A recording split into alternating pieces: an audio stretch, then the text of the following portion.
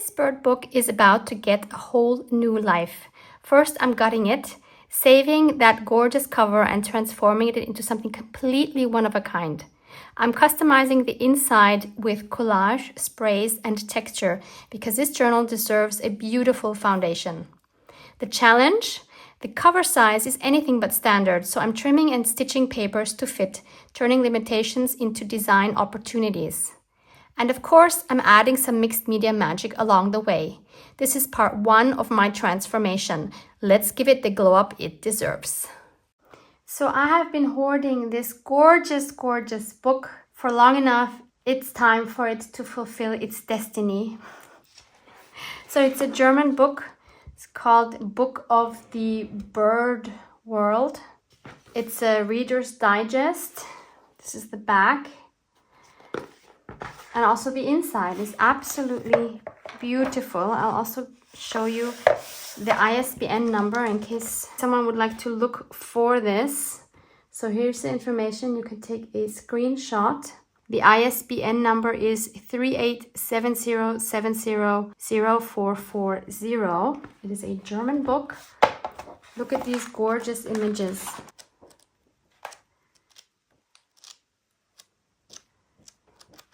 I never wanted to use any of these images because I didn't want to tear or cut into the book. But honestly, what good is it doing me if it's just on my shelf and I'm not using it? Because I bought this secondhand a couple of years ago and it's time to do something with it, right? And I know some of you are going to cringe. How can you cut up such a beautiful book? But again, I'm not going to read this, right? I'm not using it as a reference either. I bought it to use it for junk journaling. So that's what I'm going to do. So if you cannot handle this, this is not the video for you. So the first thing I want to do, of course, is take apart the book. Thankfully, this is one of those that has a hollow spine here, so that makes it very easy. Let me actually zoom you down a little bit. I think that's better. So all we're going to do is take a craft knife and make a cut right down the front part of the spine here.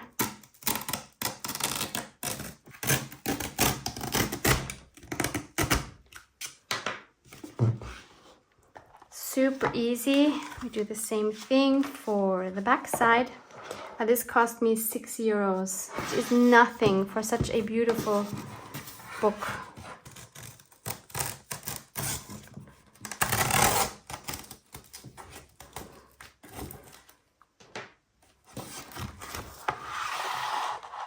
So that was really, really easy. And I can keep this as a whole block to then cut into and finally use some of these beautiful bird images in collages and such. So as we continue working with this, we need to make a few decisions. The first decision we need to make is, do we keep the spine or not? It's a beautiful spine. I could totally keep it if I wanted to. So if I would decide to keep the spine, I would reinforce it. One solution would be to add a packaging tape like this, or even a clear one like this, and then cover that up with some fabric or some lace or a canvas or whatever you want. But in my case, I know I want my spine thicker than this, so we're actually going to cut this off. So I added a cutting mat underneath and I have a metal ruler. So I'm going to cut it right here where the indent is. And I'm going to try this with my rotary cutter. I'll actually stand up for this. I am not great with this rotary cutter, but I'm going to try it anyway. What can go wrong?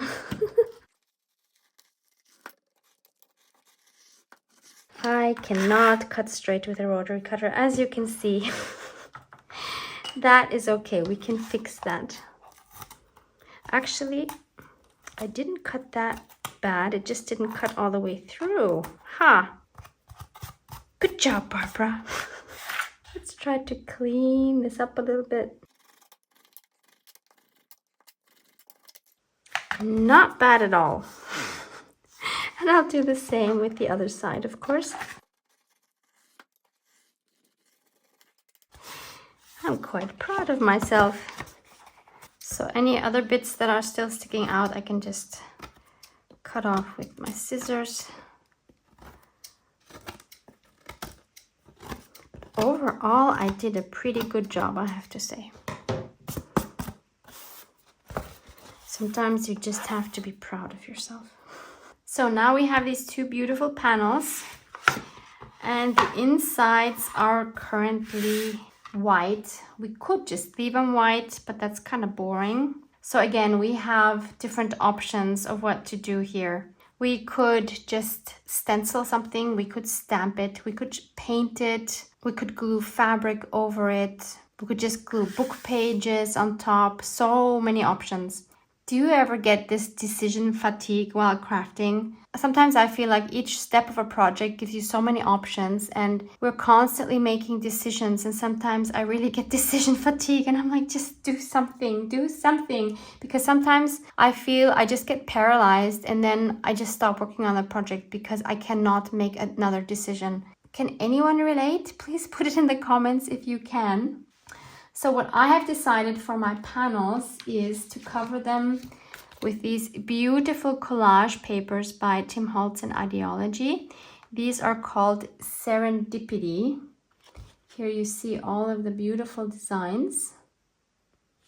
So I'm just going to choose a few. Let me just see there. Oh, there's even a number I can tell you. So it's number TH94365, and here you actually see the designs a lot better as well. Gorgeous, and works really well with our bird theme, nature theme, because a lot of these have nature themes. So we could kind of just collage them.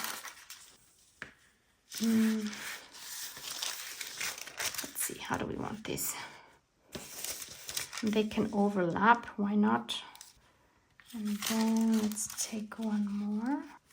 Do we maybe have one with a bird? No birds, just a bird cage, which I don't want. I don't like bird cages. I know they're very common for junk journaling, for images, but I really don't like them because I don't like the thought of birds being in cages.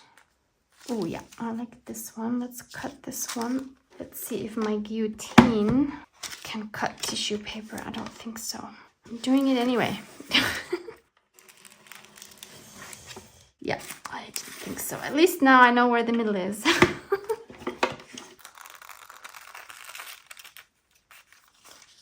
So one can go there. Let's put it underneath. And one goes here.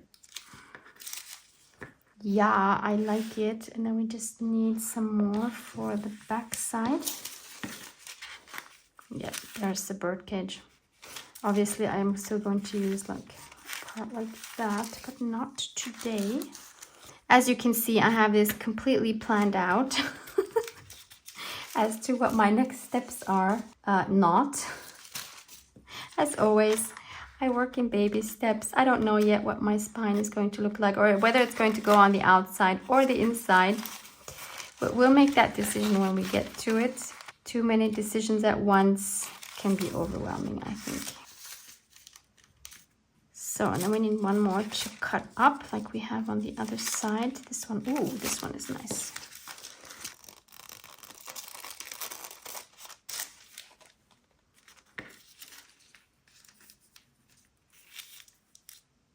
Yep, that's better. So I'm going to adhere this collage paper with Liquitex Matte Medium. Another option would be matte gel, for example, which is a lot thicker than this one. This is my thinnest acrylic medium, and I think for a thin collage paper like this should work pretty well. And I'm going to use a foam brush. You could also use a paintbrush. Let's just pour it directly on here. You see how beautifully thin this is. You could, of course, also use something like Mod Podge, which is going to be more glossy. Although, actually, is this glossy? This might also... No, it's matte medium, Barbara. It's not going to be glossy. Yeah, so Mod Podge is glossy usually. Maybe you have a matte one, but I've said this before, even the matte one has a little bit of a shine, so I'm not a fan. But if you like it, then why not use that? Let's try to get this on without too many wrinkles. A few wrinkles is totally fine, as long as we don't have bubbles.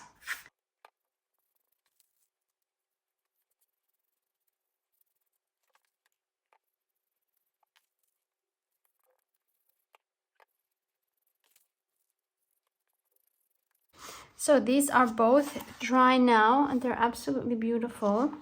So next decision we have to make is, do we leave them just like this, which would be totally fine because they really are gorgeous, or do we want to add some mixed media fun to it just to make it a little bit more our own?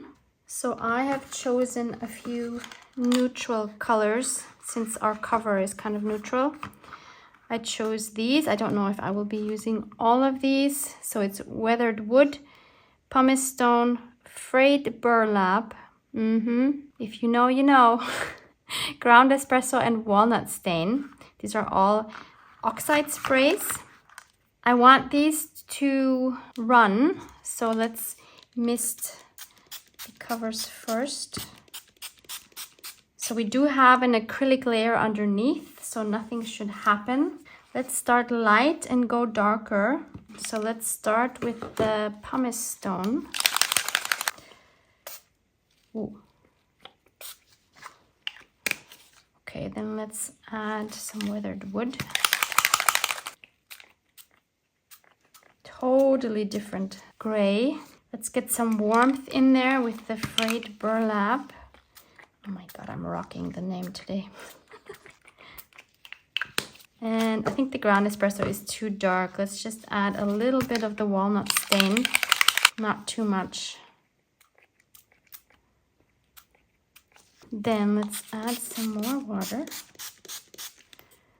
and let this run a little bit.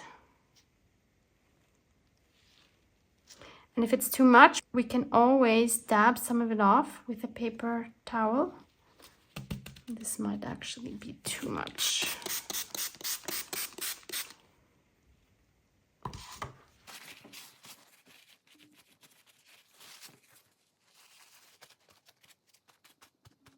Do want a little bit more of the pumice stone here. Oops, that was a lot.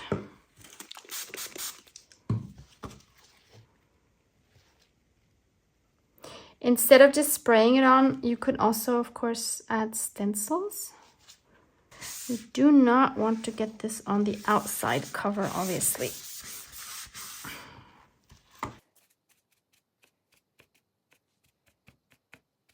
Okay, I think that looks nice and vintage. So let's add some water here.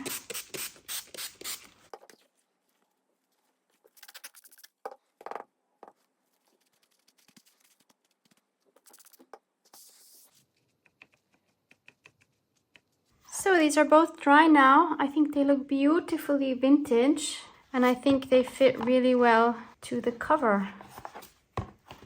I mean, to the outside cover.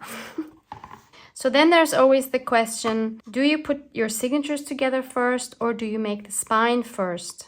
From experience, I can say it's better to have your signatures put together first, because that way you know how wide your spine needs to be. Because if you do it the other way around and you decide, oh, I'll make a spine, for example, 2 inches, then you put together your signatures and then most likely your journal will become a gator mouth.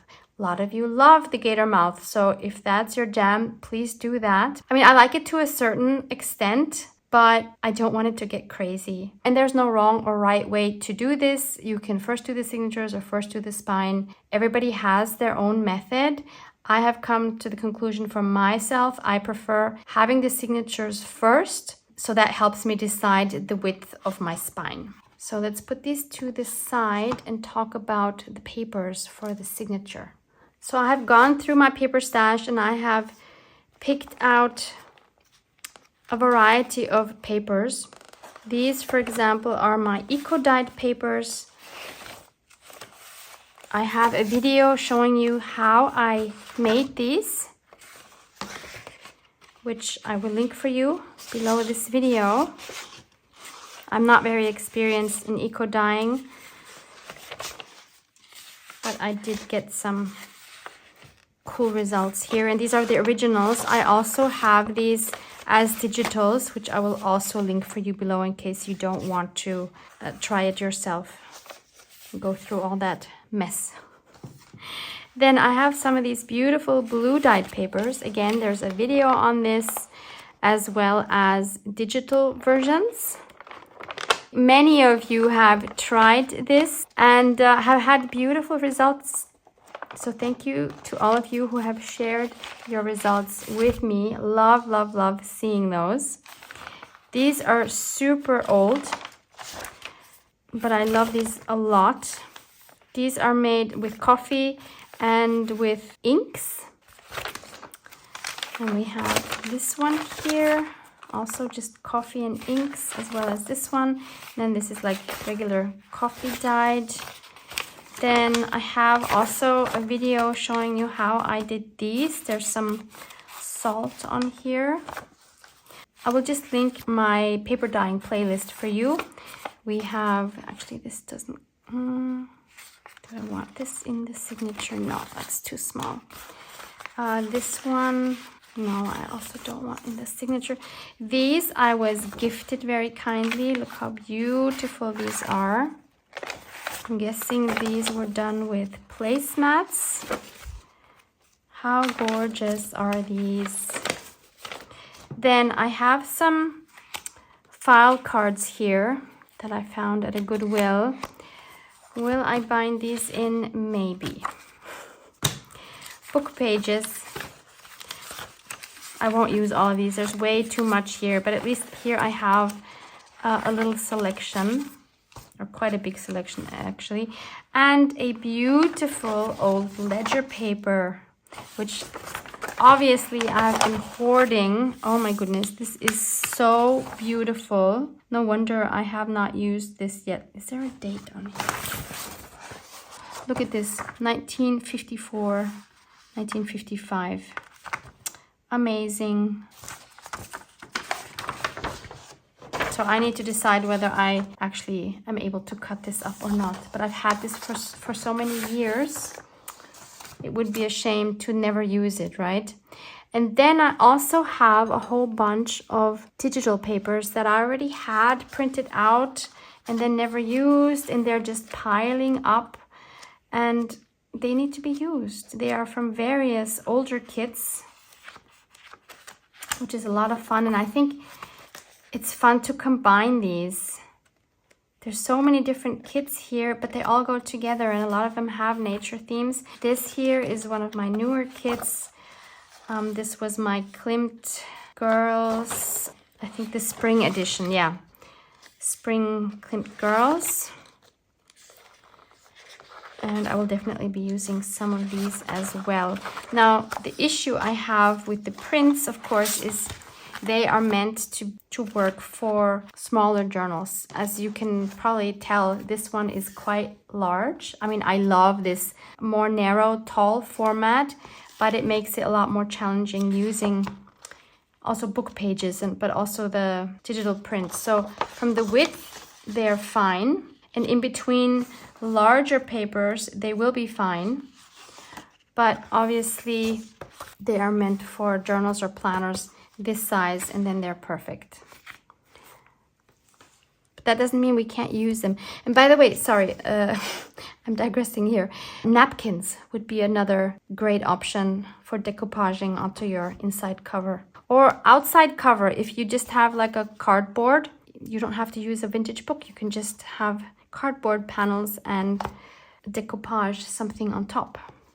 So these will be shorter pages, and also these are not printed double-sided, so we have a white backside. So we need to figure that issue out as well. And then we have another issue. So when we use these papers, I obviously don't want to fold them like this, because again, we would have shorter pages. Now, obviously I want some of the pages to be as tall as my book. So that's fine. I can cut off a little bit on the top here. And then we somehow have to attach them to one another so that when we fold them, they will actually work for my book. So I'll have to cut them lengthwise and a little bit on the top, and then we need to somehow attach one to the other. So I decided what I'm going to do is I cut one of these pages to fit into my journal nicely, and then the other one I'm not cutting down in the width. I have cut them both down, obviously the same height. And I'm going to just put one into the other. I made the fold obviously where the fold of my signature is going to be. And then I'll just take a glue stick to hold this in place.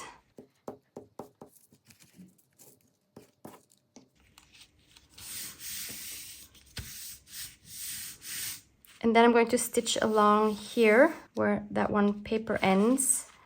And I'll also stitch along the middle. I also considered just cutting both papers the same size as my book cover and then just join them in the crease. But of course the crease is the part that is the most unstable. So I'd rather have a fold here and then stitch than just having two loose papers and attach them with a stitch. You know what I mean? And if you don't want to sew, that works as well. You just make sure that you really glue down this part well so that it won't fall apart later in the journal. So I have 12 folded and sewn pages. So this is what they look like. I chose white thread for them. So we always have one zigzag stitch going down here. And then we also have the second one going down along the spine. Blue thread I think would have also been nice, but I wanted to keep them all the same. So I have white thread on all of my pages. So I have 4 of the blue ones. Then I have 2 of my eco-dyed ones.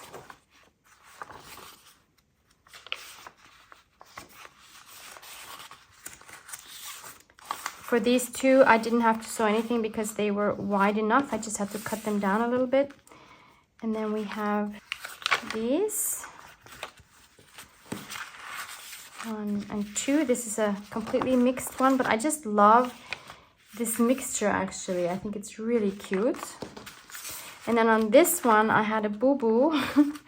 The thread of my sewing machine on the bottom spool was out, and so I had to sew through this twice because I didn't realize when I sewed through it the first time, and then the spine here became so brittle that it started tearing. So after sewing through it once, I decided to glue another strip of the cutoff of one of the other papers and then sew on both sides again, so that now it is sturdy and it has a little more variety than the other ones. And again, this one I just had to fold. Now the beauty of this is of course that we already have these beautiful threads hanging on the top and the bottom. If that is something that you enjoy as well, then this is a great method to get more of those. So I decided I'm going to make 4 signatures. So at the moment I have 3 papers for each signature. The next thing I'm going to add are some book pages, and I decided to just keep it simple. I want 1 of these for each signature, so I need 4 in total.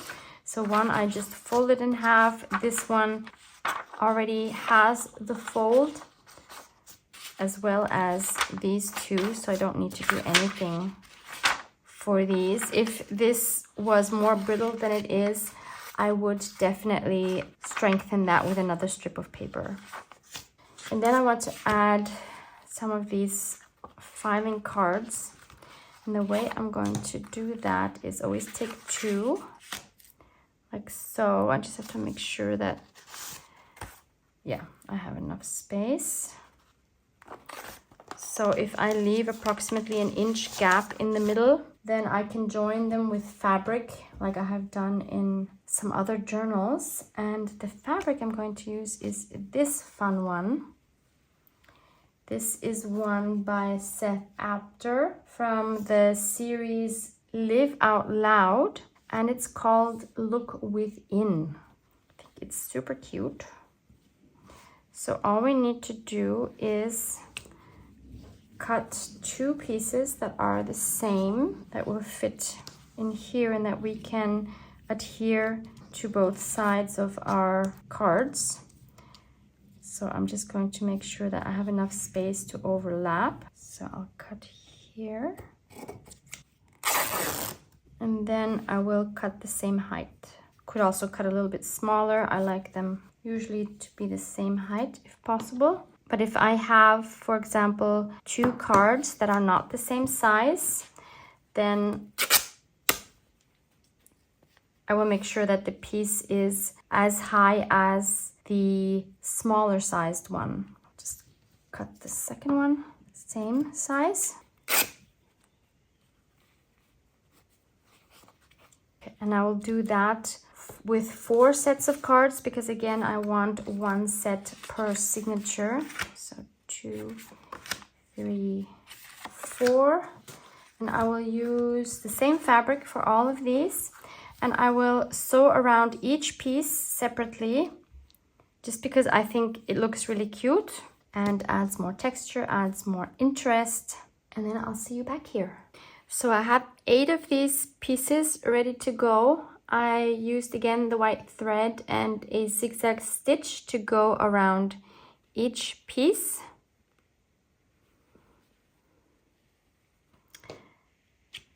And now I'm just going to take some PVA glue. Actually, in my case, it's tacky glue. Put some in the bowl here. Thin it down with a little bit of water. Take a brush and put it on the edge of my cards.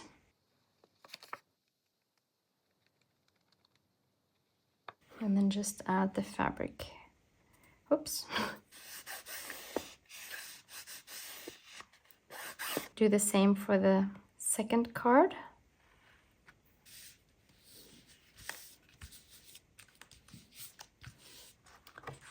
And we turn it around and we do the same thing with the next piece of fabric. And I'm not putting any glue in the middle of the fabric here because I want that to stay soft and flexible.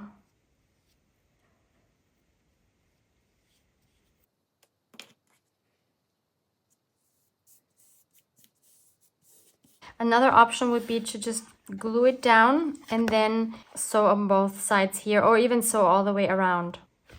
I prefer this version, but you do what works for you. So that's another page ready to go. And I will do that with the other 3 sets of cards as well. Okay, so I have all 4 of these ready to go. I think they're super cute.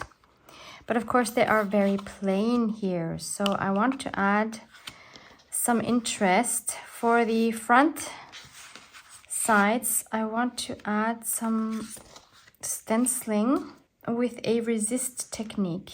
I'm going to use some of my Amsterdam transparent gesso. You can also do this with matte medium or probably even something like a tacky glue, but the tacky glue will be glossy, whereas this is matte. And what I want to try to do, because I've never done this before, is I have chosen 4 stencils, a different one for each of the front sides of my cards. Let's start with this one. This one has the number THS 158. Tim Holtz and Stampers Anonymous. I'm going to take a stippling brush, so one that has a flat top here. And let's see if we can manage to put this through the stencil. As I said, I've never tried this before. Let's see if we actually get a design, or if the gesso will go underneath the stencil. It will give us a very weird texture, I think, because of the way I'm dabbing it. But I don't know how else to do this so that it doesn't go underneath the stencil too much. Let's see. Oh, I don't know how well you can see it, but that actually is pretty cool. Ooh. better than I thought. Here, let me show you a close-up. And it has a really cool texture as well. Oh, I love that. Why don't we do the same one on the back side while we're at it, since this is working so well.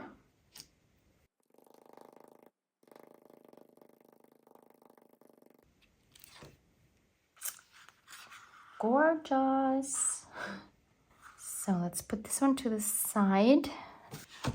Take the next one. This time I'm using this one here. It has the number THS 174. Again, Tim Holtz and Stampers Anonymous. I guess you don't want too much on your brush.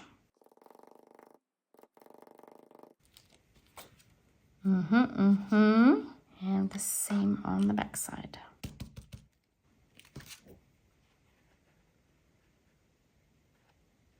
Loving this. So our third one gets this design.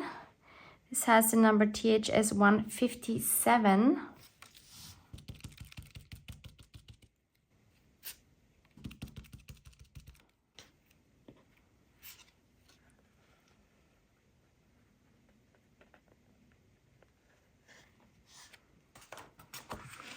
And for our last set, I'm using this one with the number THS, I think it's 032. Kind of hard to read.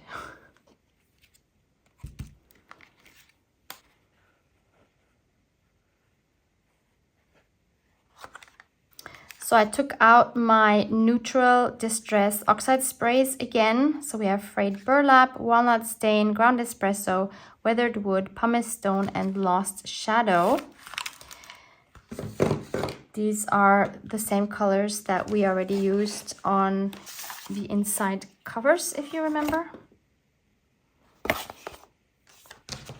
So I'm again working on my Media Matte by Tonic Studio and Tim Holtz. And we'll do pretty much the same thing we did for the inside cover. I'm going to start by misting my pages with some water. And then we'll start with a light color, Lost Shadow. And we'll just start spraying. And then we'll go darker. Let's do the pumice stone. You could, of course, also do this process first and then add your fabric to join them. I like having the sprays also on the fabric to kind of make them blend in with each other better. But again, you do what you like. This was the weathered wood. Then let's bring in some more. No, actually, first, let's just do this. Make it spread a little bit. And actually I like this already. Let's bring in some warmth with, let's do the walnut stain.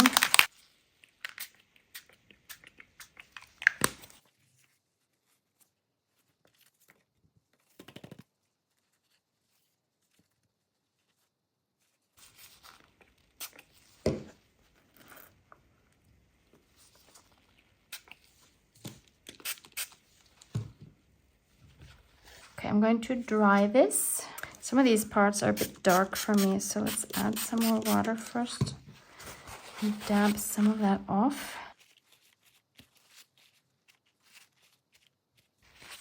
Okay, now I'll dry that. Another option to get a raised design on your card would of course be to run the card through your embossing folder. That would also be a really, really fun effect. So we have this now, which I think is gorgeous. But let's see if we can make the resist technique actually work. So I'm getting a baby wipe and see, ooh, look at that. So where we had the transparent gesso, now we can rub some of this oxide spray off and get a really cool design. So we see here in comparison, I mean, I love both, to be honest. This one has a little less variation, and this is obviously where we haven't done it yet. So two very, very different effects. I'm going to actually leave this one because I love this just as much as this side. This way we have a little more variation. Very cool. So I'll do the same technique for all of these.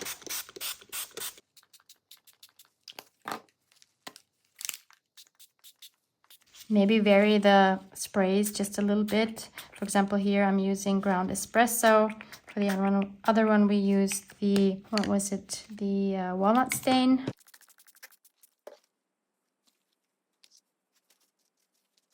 So don't be afraid to use your sprays. You can always edit some of the color out if it's too much, like I'm doing here.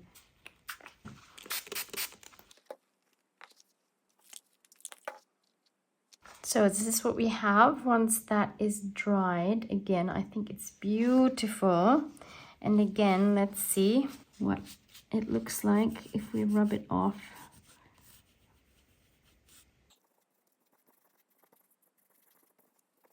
Love that a lot. Also love that a lot. So again, I'm going to keep both sides. This is so much fun.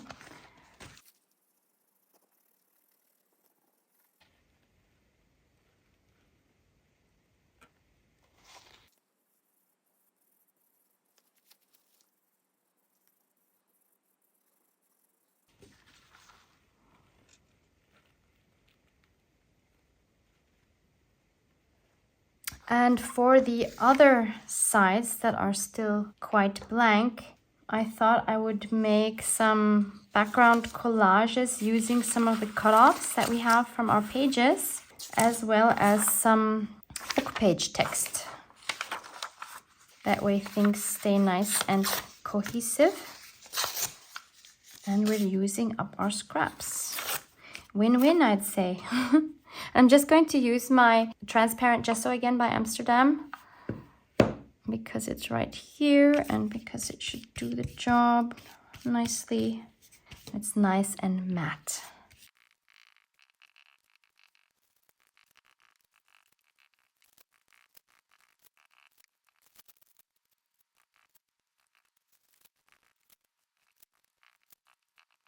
So here's our first set, and I will do something similar for the other three. And here's a little peek at what's coming next. There'll be more mixed media magic, even more custom pages, plus we'll tackle spacing the signatures and creating a soft spine to bring it all together. Part 2 is where it really starts coming to life. Stay tuned. Love you guys. Mwah! Mwah!